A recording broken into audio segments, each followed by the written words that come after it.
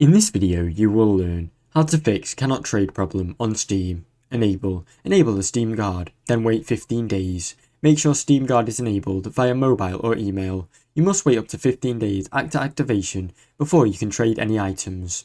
Check if you recently changed devices or password. If you've changed your password or logged in from a new device, Steam will temporarily restrict trading for 7 days for security reasons. Ensure you're not trading banned or limited. Go to the stream profile, inventory, trade offers.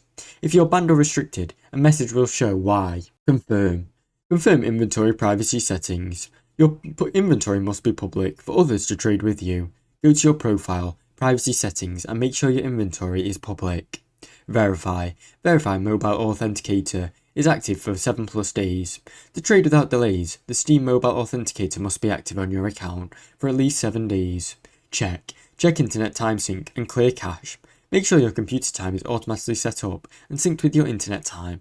Also, try claiming your Steam downloads on web browser cache. Now you know how to fix cannot trade problem on Steam. Thanks for watching. Don't forget to like and subscribe.